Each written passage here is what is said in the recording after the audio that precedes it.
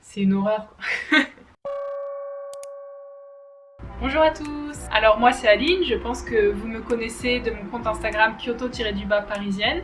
Si jamais vous ne me suivez pas encore là-bas, je vous conseille de le faire parce que c'est là que je poste des stories et des photos de ma vie quotidienne au Japon. Donc petite présentation, je m'appelle Aline, j'ai 26 ans et j'habite au Japon depuis 3 ans et demi. Pour cette première vidéo YouTube, je vais répondre à vos questions que vous m'avez posées sur Instagram, sur mon parcours et comment j'ai fait pour arriver au Japon. C'est parti! Tu as fait quoi comme études? Alors moi j'ai décidé de ne pas faire d'études de japonais parce que je voulais garder le japonais comme passion. Et donc j'ai fait un DUT technique de commercialisation option commerce international, donc c'est un diplôme en 2 ans. Au bout de 2 ans je suis rentrée en licence 3 information communication. J'ai aussi fait mon master 1 dans cette section, mais je l'ai fait en échange au Japon à l'université du Kansai. Et mon master 2 je l'ai fait en France à l'IAE de Lille et c'était un master qui s'appelait culture et développement. Depuis combien de temps apprends-tu le japonais et est-ce que tu parles couramment? Donc j'ai commencé l'apprentissage du japonais fin collège, donc j'ai découvert le Japon, ça m'a donné envie d'apprendre le japonais. J'avais une amie de ma mère qui était japonaise et qui a accepté de venir me donner quelques cours. Donc j'ai commencé comme ça et ensuite, comme ça me plaisait bien, je me suis inscrite au CNED, donc les cours à distance, et j'apprenais toute seule. Et ensuite, j'ai également appris le japonais en m'inscrivant dans un centre culturel à Paris. Donc ça, c'était plus vers la fin lycée, début université. J'allais prendre des cours du soir dans l'institut à Châtelet qui s'appelle l'Institut Tenri. Donc je me suis surtout beaucoup améliorée en venant pendant mes études, donc ici pour mon master 1. J'ai passé à la fin de cette année d'échange mon N2, le JLPT, le test JLPT N2.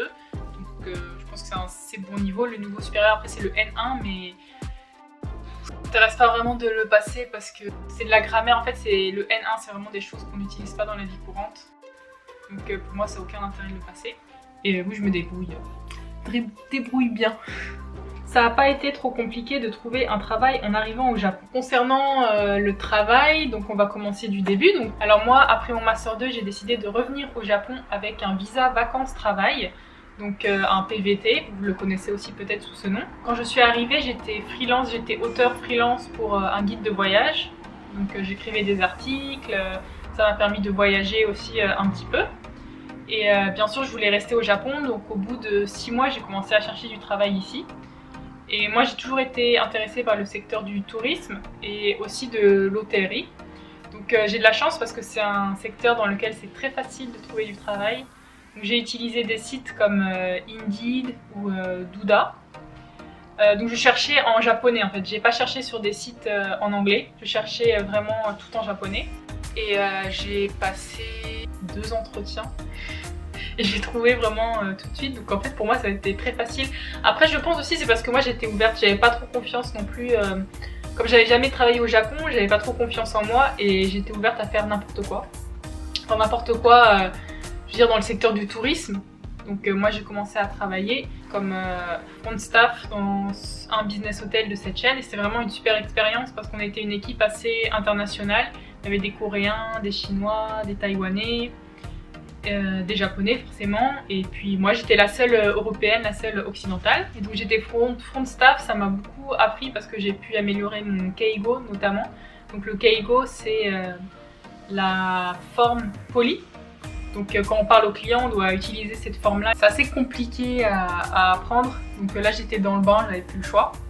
Donc ça a été vraiment une bonne expérience. Je suis devenue aussi responsable des réservations de groupe, donc faire toute la connexion avec les agences de voyage. Donc ça c'était vraiment aussi très chouette, mais le côté négatif, c'est que les horaires c'était n'importe quoi en fait. On pouvait travailler aussi bien de journée que de nuit, c'était pas séparé. Donc, et les nuits, c'était des doubles shifts, donc ça veut dire que je travaillais le soir de 17 h au lendemain matin à 11 h. Donc ça faisait 18 heures de travail d'affilée, on n'avait que 2 heures de pause et on n'avait pas de salle pour prendre notre pause. Donc si jamais ça vous intéresse d'en savoir plus sur mon expérience dans un hôtel au Japon, n'hésitez pas à me le dire en commentaire parce que j'ai vraiment plein de choses à dire sur cette expérience. Ah oui, du coup j'ai pas parlé de mon visa, donc en fait en entrant dans cette entreprise, ils m'ont changé mon visa vacances-travail en visa travail et j'ai eu beaucoup de chance parce qu'ils m'ont donné directement un visa de 5 ans. Ce qui est assez rare parce que normalement les entreprises commencent par donner un visa de 1 an. Et au bout de 6-7 mois, je voyais que je commençais à avoir fait le tour. En fait, j'apprenais plus grand chose, c'était assez répétitif. Comme je l'ai dit, je voulais travailler vraiment dans le tourisme, et même si l'hôtellerie c'est le tourisme, c'était vraiment sympa, je voulais plus avoir une expérience après dans une agence de voyage. Donc j'ai commencé à chercher sur les mêmes sites, pareil Indeed, Douda. Pareil, ça a été, je sais pas si j'ai de la chance ou je sais pas, mais ça a été vraiment très facile à trouver. J'ai trouvé tout de suite une entreprise qui m'intéressait, qui était une entreprise japonaise spécialisée dans la randonnée, dans les séjours randonnée et ski en Europe, donc qui envoyait des groupes de japonais en Europe pour faire des séjours centrés sur la randonnée et le ski. J'ai passé 2 entretiens avec cette entreprise. Donc le premier entretien, ça s'est très bien passé, deuxième entretien, ça s'est très bien passé, et on commençait à finaliser les papiers. Je pensais vraiment rentrer dans cette entreprise. Et c'était la seule avec qui j'ai passé des entretiens en fait. J'avais pas d'autre choix parce que tout de suite cette entreprise m'a beaucoup plu et on s'est bien entendu. Mais je continuais quand même à regarder d'autres annonces et j'ai vu cette annonce en japonais qui me semblait intéressante. Donc je me suis dit bon, je vais quand même postuler. Et je pensais que c'était une entreprise japonaise et en fait je reçois un mail en français. Donc je suis allée à l'entretien et ça s'est aussi très bien passé. Je suis revenue plus tard pour faire un test d'1 journée. Et au final, je me suis retrouvée à hésiter entre les 2 entreprises. Et après avoir parlé à mes parents, ma sœur, ils m'ont conseillé de plutôt prendre l'entreprise tenue par des Français. Ce que j'ai fait, et c'était vraiment un très bon choix. Et depuis, je travaille donc dans cette entreprise. Et là, avec le corona, on n'a plus de clients, donc on fait plein d'autres choses. Et si jamais vous voulez que je vous en parle aussi également dans une vidéo un peu plus détaillée, ce que je fais actuellement en temps de crise du Covid comme travail, vous pouvez aussi me laisser un commentaire. Dans tout ce qui est recherche de travail aussi, ça pourrait être une vidéo en soi-même parce que au Japon c'est quand même assez réglementé, je trouve. Déjà il y a toute la partie, il faut s'habiller en costume noir. Il n'y a pas vraiment de place pour la créativité. C'est assez archaïque, il faut écrire tous ses CV à la main. Ça prend beaucoup de temps, c'est très très chiant, je ne vous le cache pas. Ensuite en général, il y a plusieurs, ça je pense que c'est comme en France, il y a plusieurs étapes. On passe en général 3 interviews, à chaque fois à l'étape supérieure. J'aimerais savoir si le français est plus dur que le japonais de ton point de vue. Alors pour moi, oui, le français est vraiment beaucoup plus difficile que le japonais. Parce que le japonais, il y a des règles, et on respecte la règle, et puis voilà, c'est plié quoi. Alors que le français, il y a plein de choses où il n'y a pas vraiment de règles. Enfin, il faut juste se souvenir. En français, il y a aussi plein d'exceptions. Il n'y a pas vraiment de règles, on est obligé d'apprendre par cœur, sinon on n'avance pas. Parce que j'enseigne un petit peu le français à côté. C'est une horreur. Honnêtement, je sais pas, je pense que si j'étais pas française, j'apprendrais pas le français parce que c'est vraiment trop compliqué. Quel conseil aurais-tu aimé avoir au début de ton apprentissage? Peut-être fait plus d'efforts pour les kanji, je sais pas.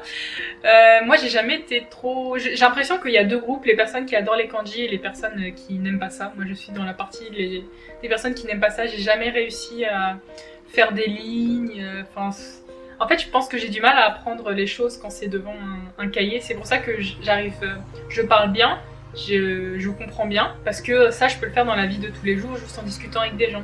Alors que pour apprendre à lire, à écrire, si on s'assoit pas et qu'on passe pas 1 heure devant son cahier, on peut pas apprendre. Mais bon, après les kanji, ça vient au fur et à mesure. Quand t'es entouré de kanji et que t'as plus le choix dans le travail, dans la vie de tous les jours, ça vient petit à petit. Quel conseil donnerais-tu à ceux souhaitant pouvoir travailler ou étudier sur place? Alors le conseil que je peux vous donner, c'est juste de foncer parce que...